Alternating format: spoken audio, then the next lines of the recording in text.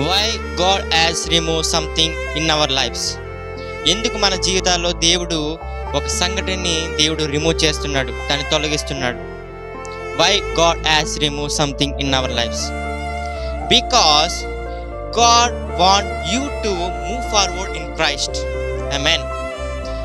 దేవుడు ఎందుకు మన జీవితాల్లో ఒక పరిస్థితిని, ఒక సంఘటనని రిమూవ్ చేస్తాడు అంటే, నువ్వు దేవునిలో నీ ముందుకు వెళ్ళటం కోసం దేవుడు నీ జీవితంలో రిమూవ్ చేస్తాడు. దేవుడు రిమూవ్ చేస్తున్నప్పుడు యూ హ్యావ్ టు యాక్సెప్ట్. దేవుడు మన జీవితాల్లో ఒకటి రిమూవ్ చేస్తున్నాడంటే నువ్వు యాక్సెప్ట్ చేయాలి. రిమూవ్ చేస్తున్నాడని మనం బాధపడకూడదు. We should not remember it, we should not recall it and we should not hold it. బైబిల్లోని ఒక మాట రాసి ఉంటుంది, మునుపటిని జ్ఞాపకం చేసుకొనుకుడి. We should not remember our past. Why? Because దేవుడు ఎందుకు రిమూవ్ చేస్తున్నాడు, అలాగే ఎందుకు రీకాల్ చేసుకోవద్దు అంటున్నాడు అంటే, because we have to leave the past and we have to move forward in Christ.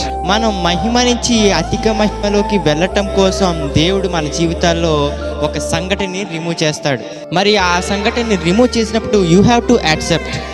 ఎందుకు దేవుడు రిమూవ్ చేస్తున్నాడంటే, నువ్వు దేవునిలో ముందుకు వెళ్ళడం కోసం.